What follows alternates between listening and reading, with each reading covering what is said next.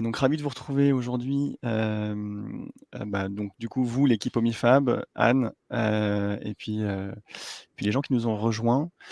On est super content de passer ce petit moment avec vous. Donc Omifab est un client, qu'on apprécie particulièrement chez Officers, et donc on est super content de pouvoir décortiquer un petit peu leur projet Zendesk aujourd'hui. Je pense que ce qui va être intéressant aujourd'hui, c'est d'évoquer à la fois des sujets un peu de contexte et de pourquoi, une entreprise comme Omifab, a choisi Zendesk, et puis après d'essayer d'être le plus concret possible, le plus vite possible. Donc de montrer, comment est-ce que, avec l'équipe Officers et avec l'équipe, Omifab, on a déployé un certain nombre de choses, très concrètes dans Zendesk qui, on va le voir de diverses façons, ont permis d'améliorer, la gestion de la relation client. Donc l'objectif, c'est voilà, que ce soit autour des grandes solutions, liées à Zendesk, mais qu'on soit aussi assez vite dans le concret. N'hésitez pas à poser des questions au fil de l'eau. On n'est pas très, très nombreux, a priori pour l'instant, donc on est tout à fait à même de répondre au fil de l'eau. N'hésitez surtout pas. Et puis voilà. Donc on va rentrer dans le vif du sujet tout de suite. Donc les quelques sujets qu'on a voulu aborder aujourd'hui, donc on va se présenter Omifab, présenter Officers rapidement. Redonner donc les clés du contexte du projet. Donc peut-être écouter un petit peu l'équipe Omifab sur, leur contexte avant le projet, notamment. Et sur la troisième partie, du coup, rentrer plutôt sur des sujets, comme je disais, très concrets, qui sont, j'allais dire, sans doute aussi des clés du succès du projet, avec Omifab. Donc notre focus va être porté sur les marketplaces, un sujet centre d'aide, l'utilisation de l'IA générative. On va voir quelques cas, en démo, et une partie reporting. Et puis l'idée, c'est de faire une petite conclusion tous ensemble sur, les résultats de ce projet, et puis qu'est-ce que l'équipe Omifab, avec nous, envisage pour la suite. Voilà. Du coup, j'enchaîne. Donc aujourd'hui, on a, la chance donc d'avoir l'équipe Omifab avec nous. Benoît, Caroline, je vais peut-être vous laisser vous présenter. Après, Anne et moi, on se présentera, et puis on fera un petit focus, chacun de notre côté sur nos entreprises respectives. Ok, moi je vais commencer du coup. Donc je m'appelle Caroline et je suis responsable gestion client à Omifab. Très bien. Moi, du coup, je suis Benoît Koum, je suis responsable SAV donc, chez Omifab depuis 2 ans, et j'accompagne toute la coordination relations clients avec Caroline au sein de l'entreprise. On va présenter peut-être un petit peu Omifab. Donc on est un site de e-commerce d'ameublement, donc 100% digital en ligne. Donc on propose une large gamme. On a des canapés, des lits, des chaises, des tables, des meubles de salle de bain. On fait aussi de la décoration, donc on propose vraiment beaucoup de produits différents. Euh, on a fait principalement appel à Zendesk dans un premier temps parce qu'on avait un réel besoin, nous, dans notre équipe. Et ensuite, on s'est tourné aussi vers Officers, justement parce qu'on avait des projets en cours pour l'implantation. Ça, on le verra peut-être dans la partie un petit peu plus après. Complètement, on va avoir l'occasion d'y revenir. Sur Omifab en particulier, peut-être à la fin, je vous laisserai aussi peut-être donner l'actu, d'Omifab. Je ne sais pas si vous avez des promos ou autres, en cours. Ce sera aussi l'occasion d'en parler.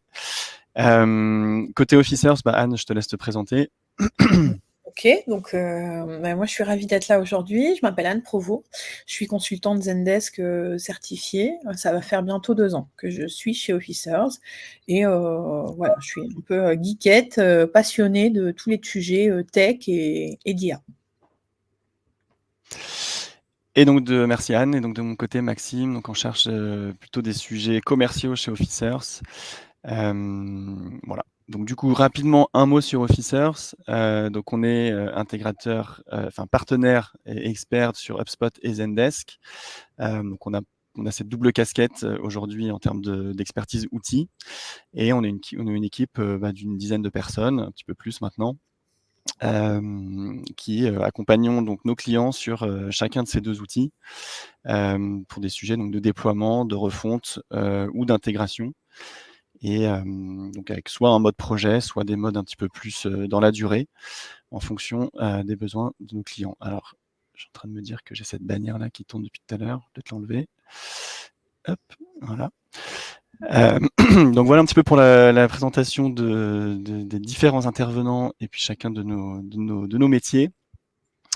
Donc là, du coup, j'ai un petit peu envie de donner la parole à l'équipe Omifab. Caroline, tu avais un petit peu commencé à le faire. Juste pour nous redonner un petit peu de contexte, alors j'ai mis ces 2 logos un peu illustratifs peut-être de l'état des lieux initial. Est-ce que vous pouvez nous parler en quelques phrases finalement de pré-Zendesk, comment est-ce que ça fonctionnait chez vous, et peut-être quels étaient les irritants et qu'est-ce qui finalement a motivé le fait de s'orienter vers un autre dispositif? Ouais. Bon, alors déjà pour reprendre un petit peu l'histoire de Omifab, donc on a débuté en 2017 en ambiance start-up avec des petites équipes, donc principalement les outils qui avaient été sur lesquels s'était dirigée l'entreprise, c'était plutôt des outils simples type Outlook. De là, nous, quand nous sommes arrivés avec Caroline, on a voulu faire évoluer un petit peu les outils. Donc, on avait commencé à projeter éventuellement des systèmes qui pouvaient centraliser les demandes.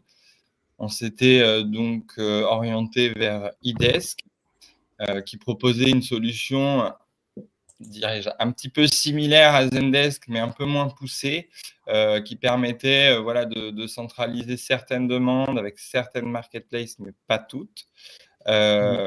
Donc, on avait lancé ce projet avec eux en gardant quand même sur le côté nos différentes boîtes Outlook pour quand même avoir le back-office, être sûr que tout fonctionne bien. Et vu qu'on avait aussi différentes boîtes suivant les services, il fallait qu'on puisse s'assurer que tout aille bien.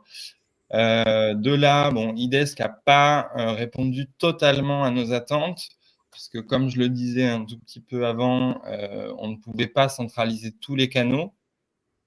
Donc, c'était à la fois aidant sur certains points, mais ce n'était pas optimal de notre côté. Donc, on a commencé à réfléchir à d'autres solutions et on avait Caroline qui connaissait déjà Zendesk, qui avait l'habitude de travailler avec cet outil dans son ancienne entreprise. Donc, qui a émis cette idée. Après, on a aussi la notoriété de Zendesk, qui fait que on en avait tous plus ou moins entendu parler, des connaissances qui l'utilisaient déjà, qui en étaient très satisfaits. Donc, nous, on a voulu s'orienter vers cet outil qui nous semblait être le plus complet pour répondre à nos attentes. Donc, du coup, on s'est orienté vers vous et on a fait naître le projet.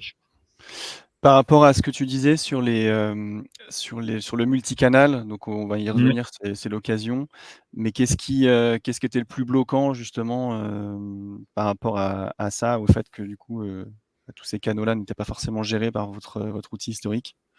Est-ce que c'était du coup le fait de devoir jongler d'un outil à un autre, ou est-ce que Nous, oui, en effet, on avait beaucoup parce que on a le multicanal qui entend donc le formulaire de contact, qui nous fonctionne avec PrestaShop. Donc, on avait le formulaire de contact qui entrait sur PrestaShop. Donc, déjà, il fallait une connexion sur Presta, répondre aux messages sur Presta. On avait les entrées mail, donc comme je le disais, sur différents mails suivant le service. Donc, on avait la prise de contact service client, le service après-vente, la partie professionnelle, etc. Donc, ça nous obligeait à vraiment se connecter sur beaucoup de canaux différents, jongler d'un à l'autre, vérifier qu'il n'y ait pas forcément de doublons, parce que forcément certains ouvrent plusieurs demandes à plusieurs endroits. Donc, on avait vraiment ce besoin d'avoir sur une interface l'intégralité des entrées. Ok.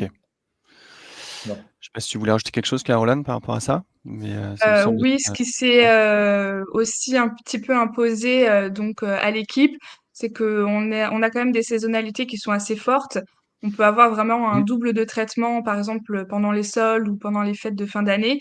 Donc on a vraiment eu ce besoin de se tourner vers un outil qui pourrait nous permettre, eh bien, de traiter plus rapidement, d'être beaucoup plus efficace et d'avoir surtout des meilleures conditions de traitement pour l'équipe. Un outil centralisé, c'est beaucoup plus agréable et c'est beaucoup plus intuitif pour l'équipe que des mails qui peuvent passer à la trappe ou, comme disait Benoît, qu'il y ait des doublons. Là, au moins, on avait une meilleure visibilité et ça permettait, même en termes d'organisation, avec l'assignation des tâches, des tickets, bah, d'avoir un traitement beaucoup plus efficace quand on a des périodes assez fortes. Mmh. J'y pense du coup, parce qu'on n'en a pas parlé, mais pour donner un petit peu de contexte, aujourd'hui, vous êtes combien à gérer le service client? Alors, On est au 4. total, on est 4, oui. Mais bon, moi, étant responsable, je fais du renfort quand il y a besoin. Mais OK, sinon, on a vraiment 3 agents. On a Benoît qui s'occupe du SAV et 2 agents qui font toute la partie relations clients, suivi commande, réclamation, les appels, qui s'occupent du reste.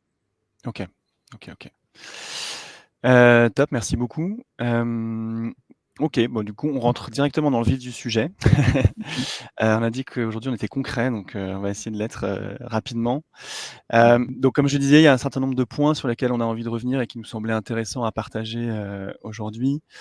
Hem, il y a un premier sujet autour des marketplaces. Alors pardon, les 4 points en question, donc le multicanal, la gestion des marketplaces, l'IA générative, et les reporting, donc on en a parlé tout à l'heure.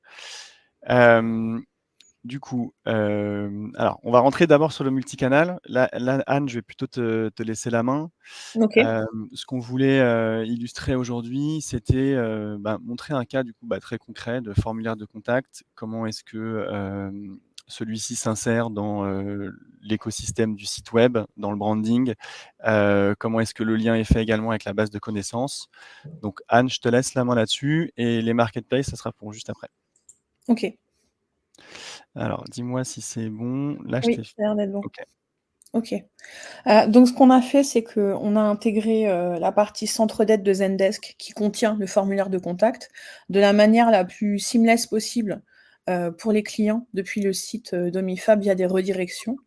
Là, quand on est sur le site d'Omifab, quand on clique sur FAQ, on arrive sur le centre d'aide Zendesk, qu'on a construit ensemble via, des ateliers de conception où on s'est vraiment, posés ensemble pour réfléchir à, voilà, comment on construit un bon centre d'aide, comment on répond au maximum de questions, comment ensuite on va maintenir ce centre d'aide et cetera. Donc, vraiment, dans la durée, et également au niveau customisation graphique, comment on fait en sorte d'adapter le centre d'aide pour, refléter la charte graphique du client et que ça s'intègre le mieux possible à son écosystème.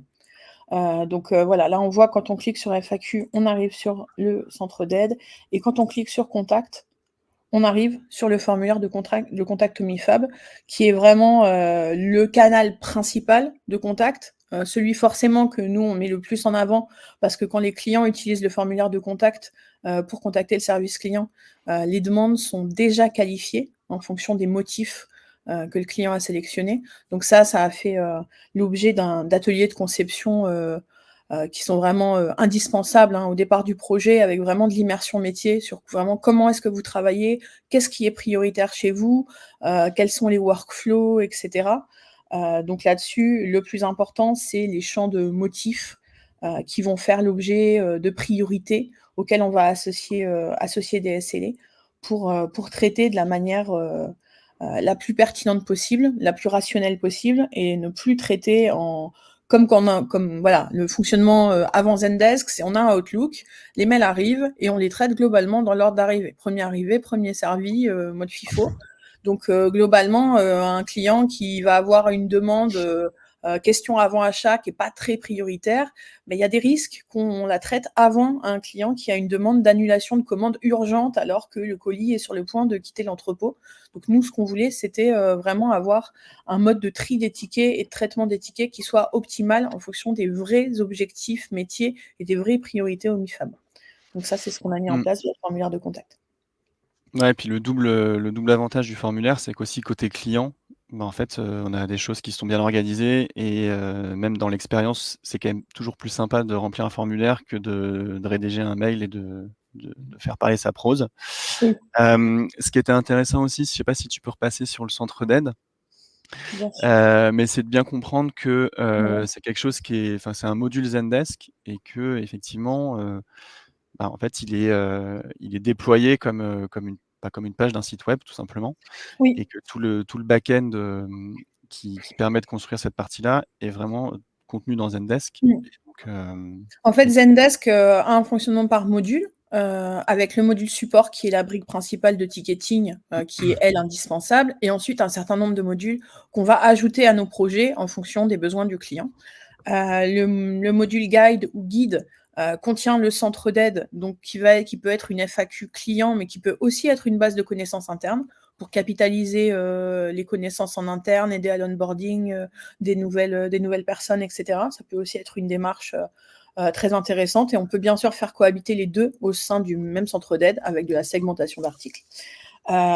Et donc ce centre d'aide, on l'a vraiment construit totalement ensemble avec, un certain nombre d'articles, de catégories. Alors on l'a construit aussi ensemble, on en parlera après, mais pour qu'il soit le plus, IA compliant possible, donc pour que l'IA générative puisse, s'en servir, mais aussi que des clients puissent s'en servir facilement, que ce soit en explorant les différentes catégories et sections pour aller trouver la réponse à leurs questions ou, en tapant une recherche depuis la page principale. OK, top, merci beaucoup Anne. Je reprends la main. Toc. Donc voilà, c'est hyper sympa d'avoir pu voir ce cas très concret. Un autre sujet évidemment hyper clé pour Omifab. Alors Omifab a son site e-commerce, mais Omifab est également disponible sur un certain nombre est lié à un certain nombre de marketplaces, et donc avec un fort enjeu de centralisation, des différentes demandes et de ces différentes marketplaces. Peut-être, Caroline et Benoît, juste nous en dire un petit peu plus sur le rôle des marketplaces aujourd'hui dans votre distribution Ouais. et puis dans la façon dont le business d'Omifab tourne. Bon, du coup, donc, Omifab, on a notre site premier, plus donc des marketplaces. Nous, on fonctionne avec 12 marketplaces aujourd'hui. Ça représente environ 50% de notre chiffre d'affaires, donc c'est une partie qui est très importante pour nous. On est déployé sur, par exemple, Maison du Monde, La Redoute, Amazon, Cdiscount.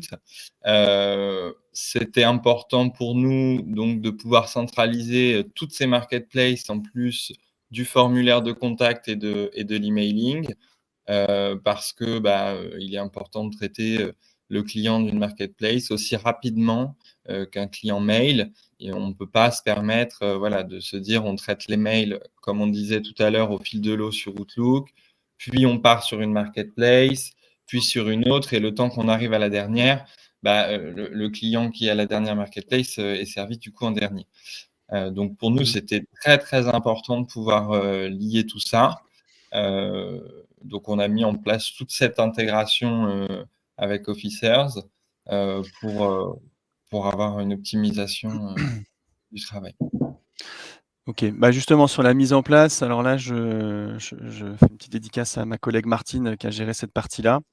Mais effectivement, il y a un certain nombre de marketplaces qui sont, intégrés entre guillemets «en one shot» via Miracle qui va venir, finalement les centraliser.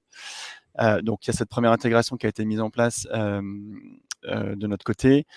Il y avait une intégration spécifique avec Cdiscount qui avait un outil, sans forcément rentrer trop dans le détail, mais en gros qui avait un outil spécifique. Donc on a fait une intégration custom pour Cdiscount et également pour Amazon et ManoMano. Donc finalement, ce dont on se rend compte, c'est que, en fonction de la marketplace, soit il y a des choses qui sont plus ou moins sur l'étagère, soit il y a une nécessité de finalement customiser, construire de façon custom cette intégration. Donc là, en 2 minutes, effectivement, nous, chez Officers, on commence à avoir pas mal d'expérience sur ces différents sujets.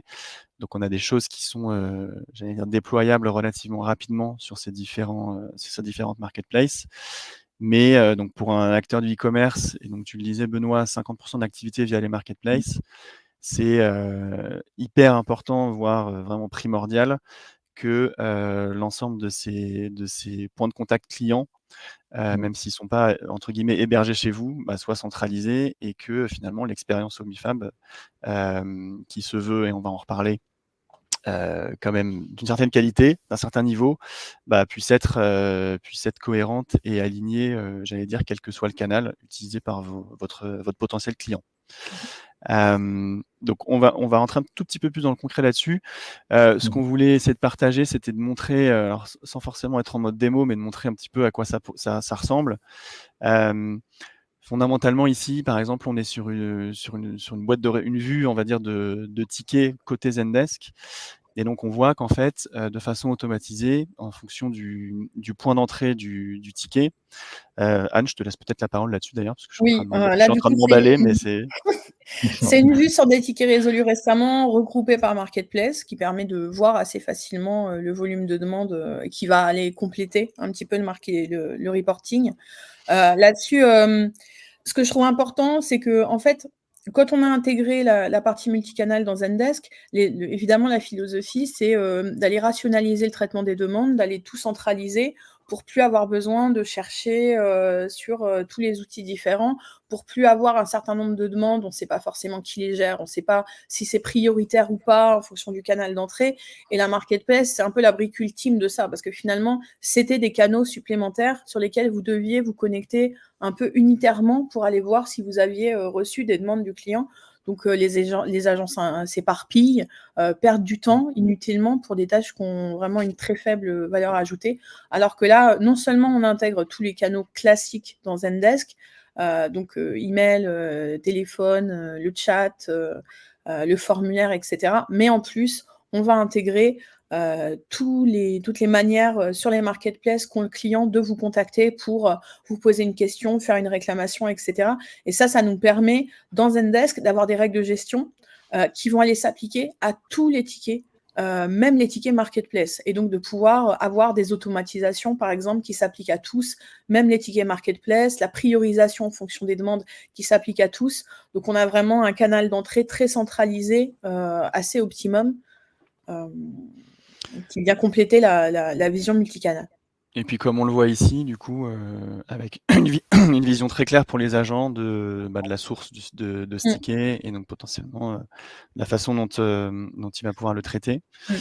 Et ce qui est intéressant aussi, je me permets, Pardon. c'est qu'en fait, on a des règles de gestion qui sont assez différenciées en fonction de si le ticket provient d'une marketplace ou pas.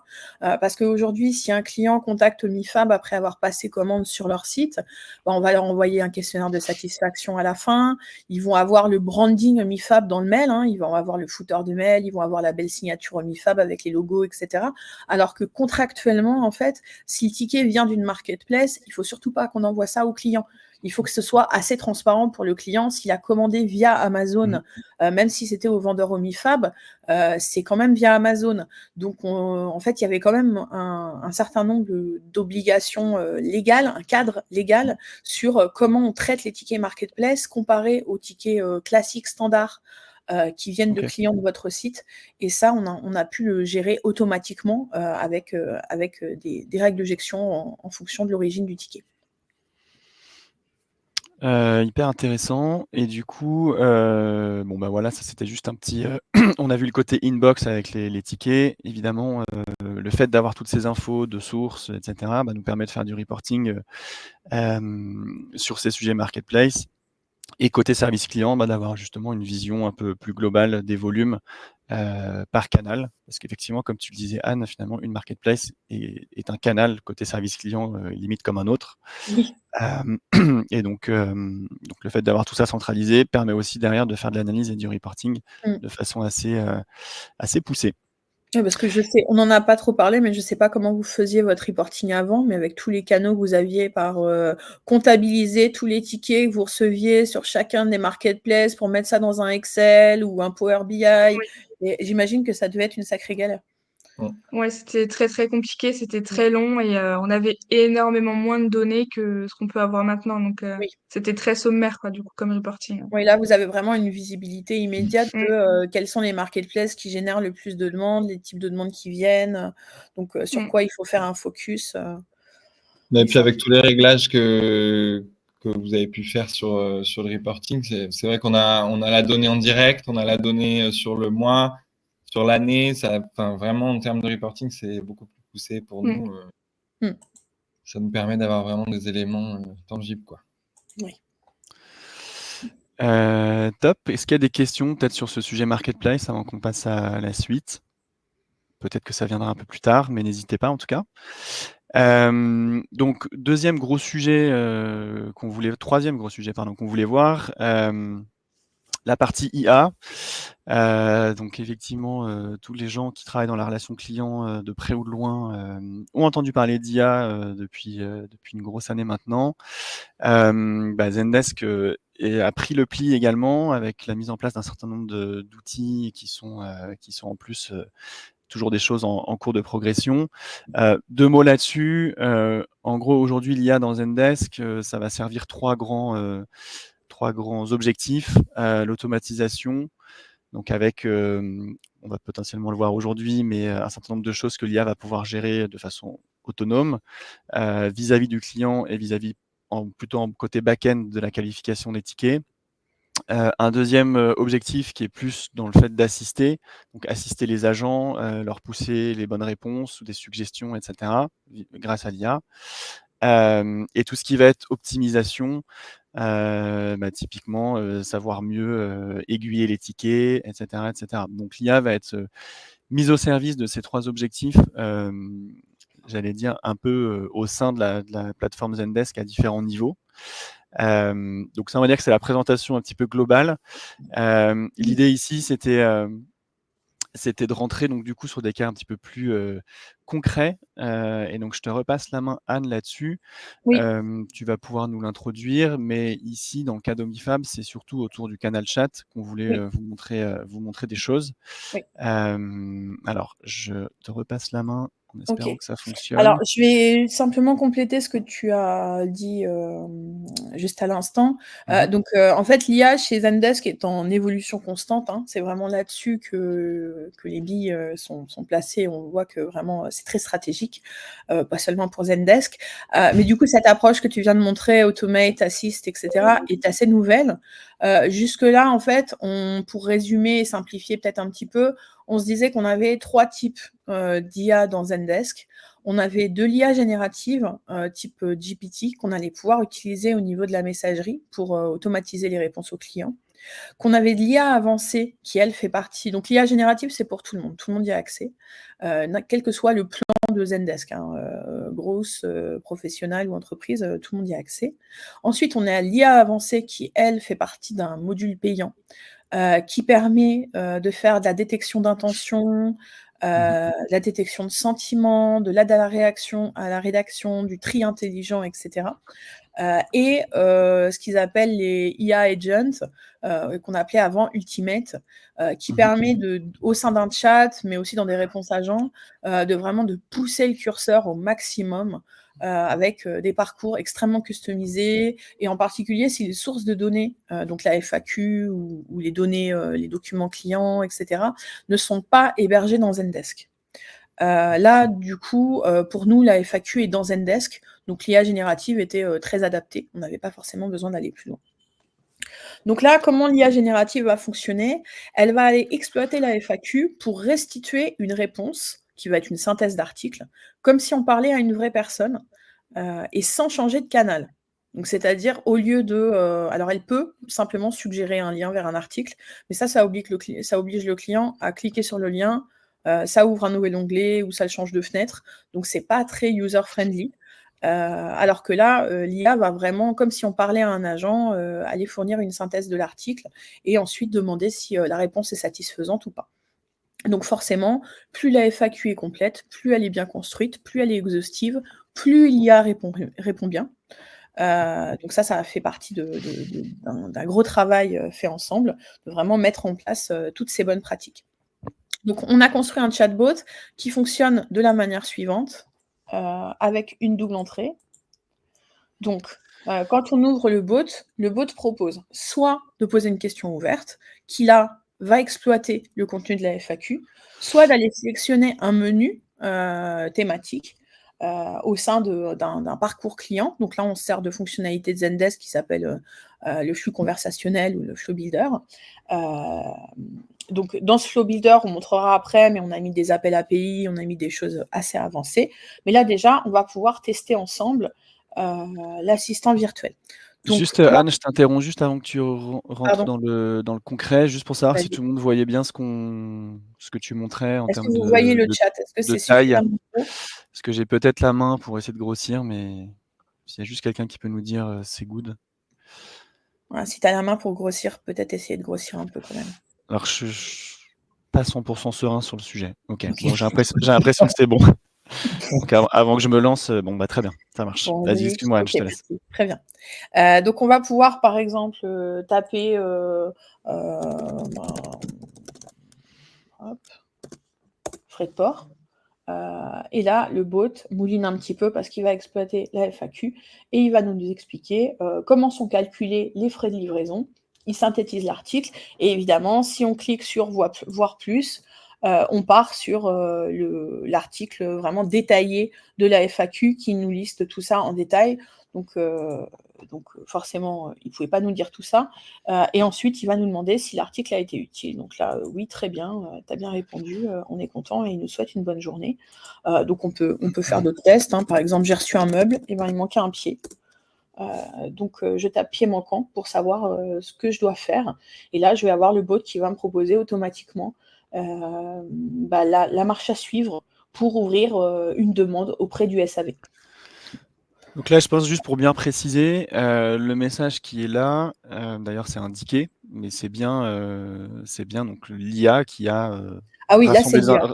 Là, nous, qui on a n'a rien généré ce paramétré. message-là, c'est pas un truc qui est Oui, pré-setupé. non, Donc là, on voit que sur des questions, il va pouvoir quand même apporter un premier élément de réponse et s'il n'est pas suffisant, on peut approfondir. C'est ça qui est oui, c'est ça là, qui on est peut assez intéressant. vraiment comment faire un retour. Enfin, on peut vraiment lui taper plein de questions. Moi, j'ai rien paramétré par rapport à ça en dehors de voilà, ça va pas. Ok. J'ai rien paramétré par rapport à ça. Donc après, on va regarder ma commande.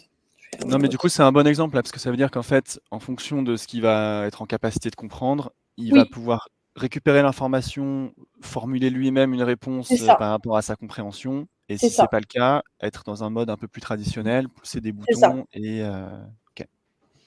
Donc là, si je fais retour, je reviens sur le menu principal. Donc là, on va pouvoir tester les autres flows qu'on a mis en place. Donc ça, c'est par contre, c'est des réponses qu'on a complètement paramétrées avec donc l'outil de flux de conversation dans Zendesk qui se présente comme un arbre en fait, où on va vraiment aller paramétrer toutes les branches avec les questions qu'on pose au client, l'attitude que doit avoir le bot en fonction de la réponse, etc. Donc là, par exemple, si je lui mets ma commande et que je lui rentre un email, donc là, il va me demander l'adresse mail associée à ma commande. Donc là, je vais rentrer l'adresse de Benoît. Il va nous proposer un carrousel avec toutes les commandes qui ont été passées par Benoît s'il y en a plus qu'une. Évidemment, s'il y en a juste une, on n'a pas besoin de ça. Donc, je choisis ma commande. Et ensuite, je vais avoir un certain nombre d'actions que je vais pouvoir effectuer. Par exemple, je peux obtenir une facture. Et là, automatiquement, il m'envoie ma facture là et je peux simplement cliquer pour la télécharger. Donc, plus ça fait des tickets en moins de clients qui demandent leur facture au service client. Mais je peux aussi, si je retourne sur les commandes, je peux aussi aller avoir des informations sur le statut de ma commande, le statut de ma livraison, donc d'autant de tickets en moins qui vont être créés. Donc là, par exemple, je vais faire statut de ma commande parce que j'ai pas eu trop de nouvelles depuis que j'ai passé commande, donc je suis un peu inquiet. Et donc là, ça me dit que ma commande a été expédiée, que j'aurais dû recevoir un mail. Si je n'ai pas reçu le mail, je peux ouvrir une demande pour contacter le service client. À partir du moment où je vais taper oui, là, ça va aller me demander mon nom, etc. Et ça va ouvrir un ticket. Et à partir de là, c'est un agent du service client qui reprend la main. Mais jusque-là, il n'y a pas eu de ticket créé, il n'y a pas eu besoin d'intervention manuelle. Donc ça, c'est quand même du temps gagné pour le service client. De la même manière, si je retourne sur mon menu principal, Alors là, j'ai mis retour, donc il me propose de faire un retour normal. Hop. Si je retourne sur mon menu principal et que je choisis nos produits, à partir du moment où je vais lui rentrer une référence produit, alors on avait pris Harper. Si je lui rentre une référence produit, le bot va me proposer un certain nombre d'options. Donc, avoir des informations de montage, avoir des informations de colisage. C'est important que je puisse savoir si potentiellement je pourrais monter moi-même le colis si je n'ai pas choisi la livraison dans la pièce de mon choix. Les coloris qui sont disponibles, le prix, la disponibilité, si c'est un article qui n'est pas actuellement en stock. Donc là, par exemple, je vais choisir colisage parce que j'ai besoin de savoir combien le colis pèse. C'est un canapé, donc vous voyez qu'on est sur des assez gros colis. Donc tout ça, c'est des informations en fait qu'on va chercher directement dans les fiches produits PrestaShop.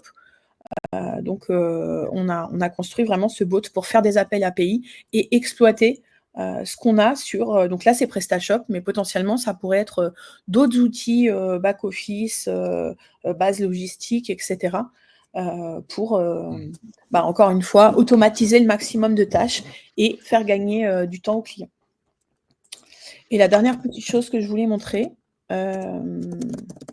c'est ce qu'on a construit pour montrer que le bot peut aussi être un outil qui va aider peut-être à déclencher des ventes, peut être une sorte d'assistant, shopping assistant pour les clients. Et donc un outil marketing, parce que ça, on a construit ça avec l'équipe marketing de MiFab.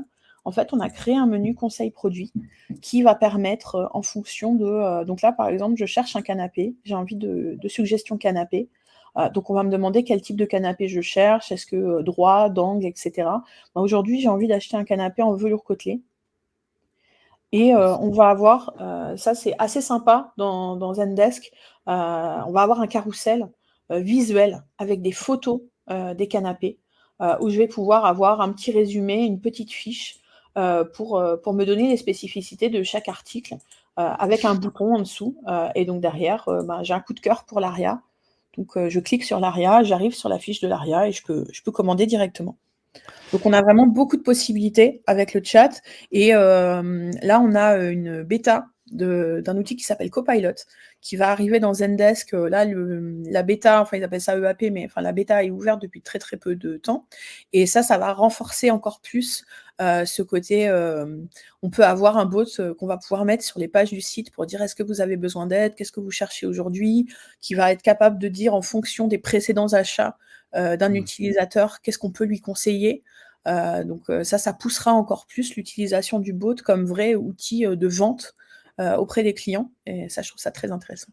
Donc avec une approche encore plus contextuelle et personnalisée. C'est ça. Donc là, on quitte un tout petit peu le sujet service client au sens... On a une question de Romain. Ah, pardon. Est-ce qu'on connaît l'impact de cette fonctionnalité conseil produit sur les ventes ?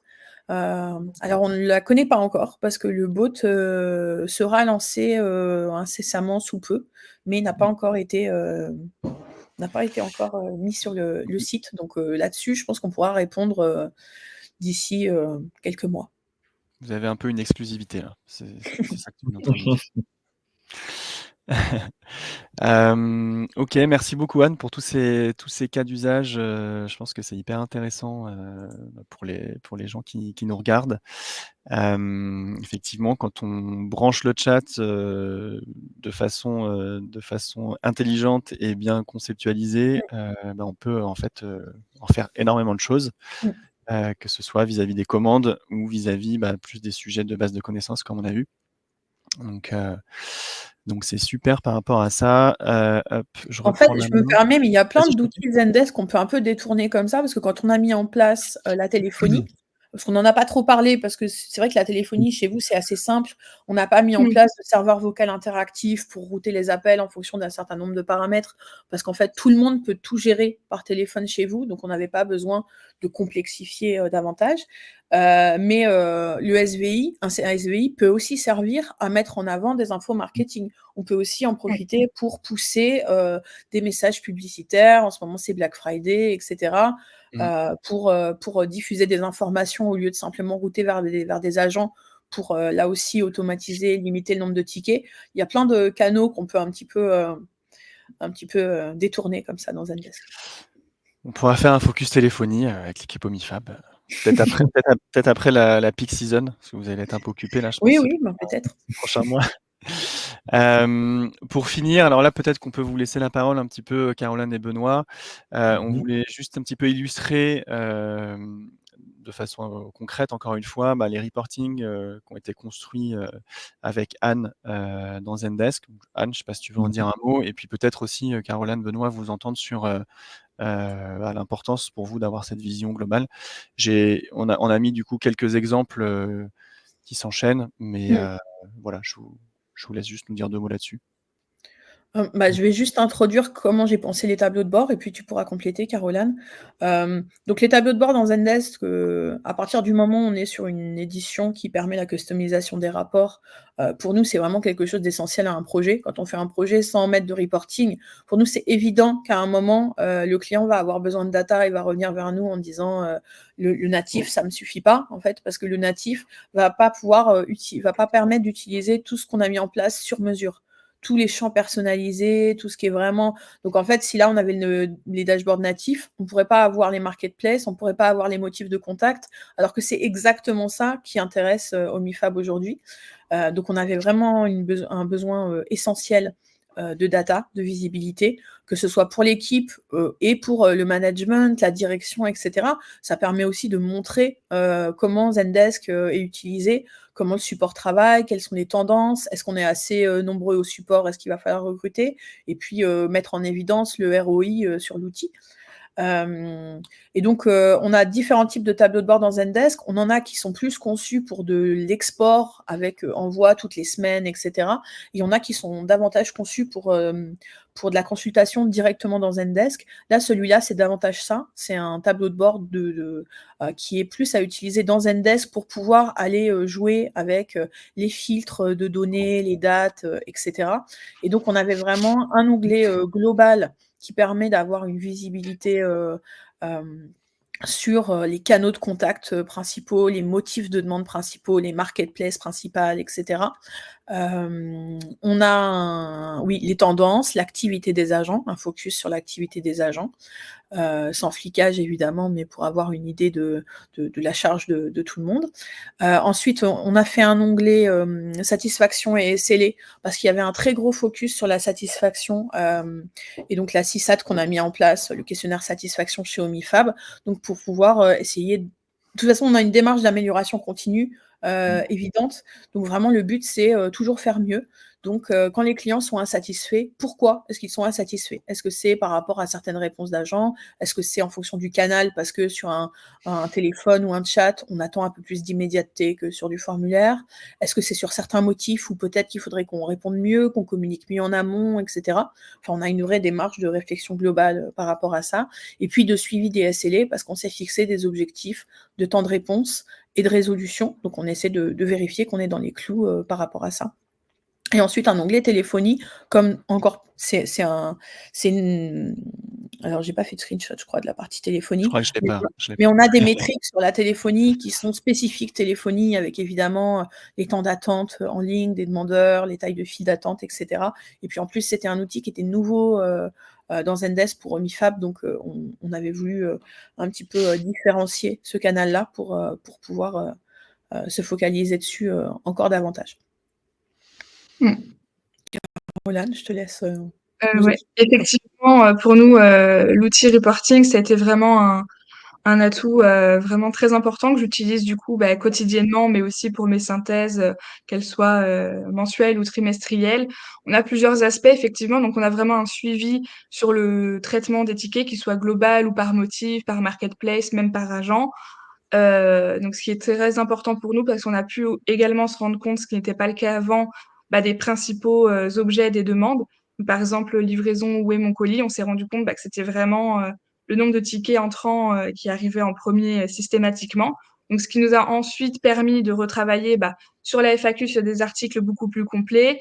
Ensuite, sur le chatbot, sur un vrai suivi pour la livraison. Donc, en fait, ça permet également de nous donner des axes de travail sur l'amélioration continue. Donc, on a vraiment tout ce schéma-là qui peut être mis en place aussi grâce au reporting. Et ça permet aussi de suivre l'évolution du traitement et s'assurer que chaque client ait une réponse dans un délai qu'on a choisi nous en amont et de s'assurer qu'on est bon un petit peu partout, quoi. C'est vrai que c'est un point clé parce qu'effectivement, tout ce qui se mesure peut du coup, par définition, s'améliorer. Donc le fait d'avoir cette Ouais. data-là, après, vous donne des axes, vous, d'amélioration en Mmh. termes de process et autres, Mmh. pour potentiellement aller jouer sur ces métriques et les améliorer. Ouais. Super intéressant. Merci beaucoup. Alors je crois qu'on a fait à peu près le tour, sur, les éléments un peu concrets qu'on voulait montrer. Je vais, je vais sortir de là, comme ça sera plus cool, voilà. Du coup, nous, on était assez preneurs du coup, de votre retour d'expérience sur le projet. Donc comme on l'a dit, il y a des choses qui sont pas encore tout à fait live, qu'on a montré un peu en avant-première aussi. Mais voilà, que vous puissiez nous parler, de la collaboration avec nous, de l'impact aujourd'hui sur ce qui est en place et qui tourne vis-à-vis de vos équipes et peut-être Caroline, la façon dont l'équipe travaille. Voilà, donc assez friand de vos retours par rapport à ça. Ouais. Déjà, on vous remercie parce qu'on a vraiment eu ce que l'on a beaucoup apprécié sur ce projet, c'est qu'on a eu un réel accompagnement, que ce soit avec Martine, Anne et même Perrine en amont. On a vraiment été accompagnés et on a vraiment été écoutés. C'est-à-dire qu'on avait des besoins, des fois des questionnements, des demandes de modification. Et on a toujours eu donc de votre part de l'écoute et de la considération. Et c'est aussi ce qui nous a permis, nous, de nous renforcer dans notre choix et qu'on ne regrette absolument pas d'avoir fait appel à vous. Et justement, au contraire, ça nous pousse à continuer dans notre amélioration continue avec vous et de faire toujours plus de projets avec vous. Du coup, je poursuis. Non, en effet, c'était très intéressant déjà, parce que de base, on n'était pas forcément parti pour un projet de cette ampleur et mettre autant de modules, etc. C'est vrai que on y allait pas à pas. Ce qui était appréciable, c'est que dès notre première demande, ça a été de suite pris en accompagnement, comme disait Caroline, où voilà, vous nous avez exposé clairement l'étendue des possibilités. On a d'abord mis une première brique avec le système omnicanal pour pouvoir répondre à tout ce qui était mailing et demande entrante par écrit.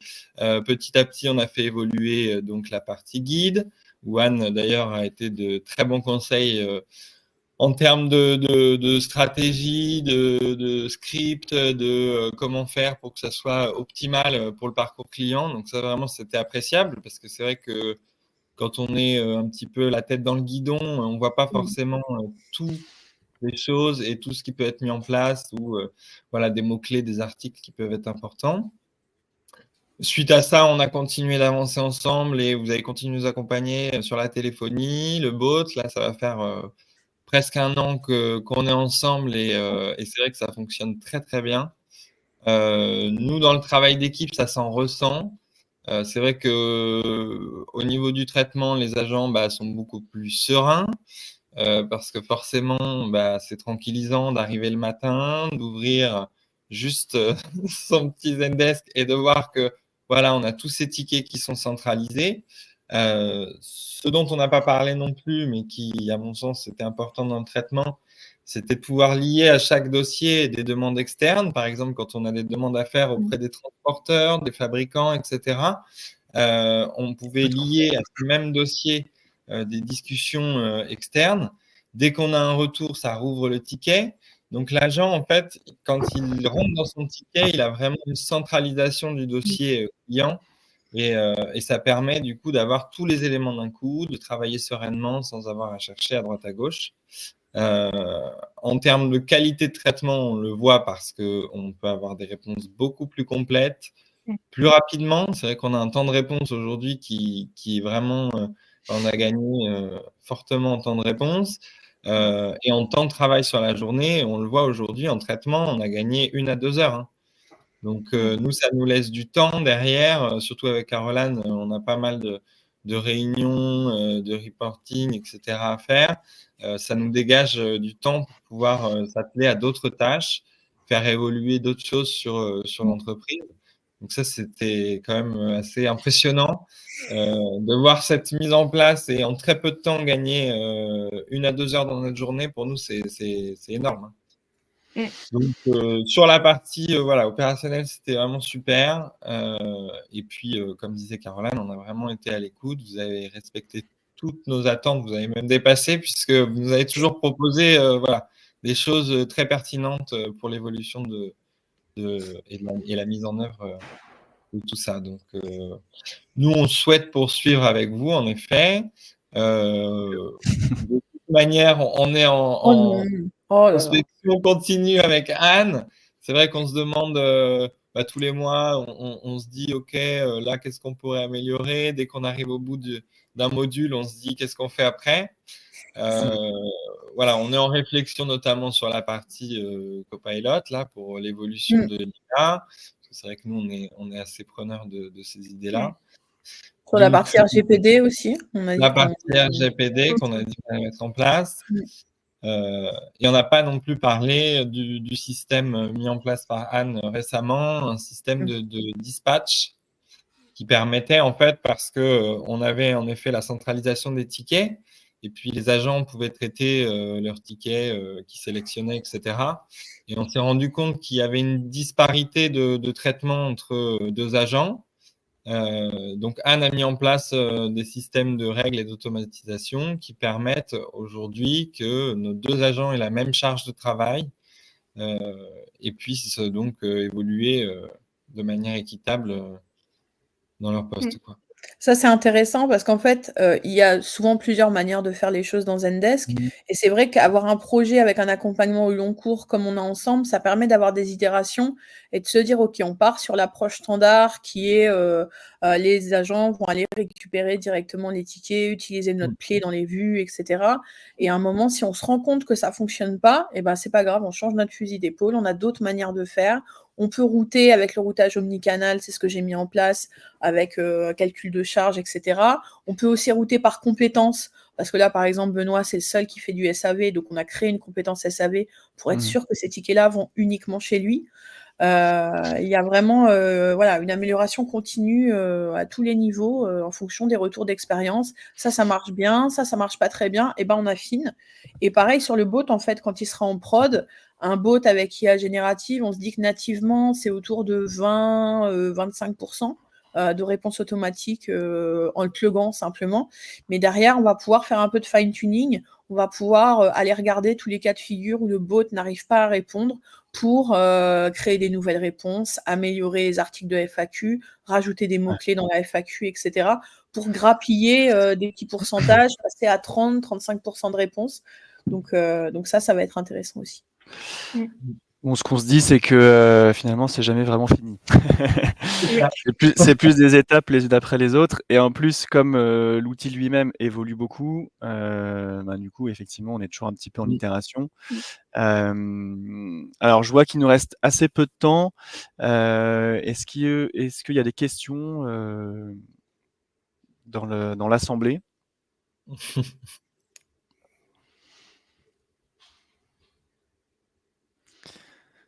Ne soyez pas timide, ce serait dommage de partir sans avoir une réponse.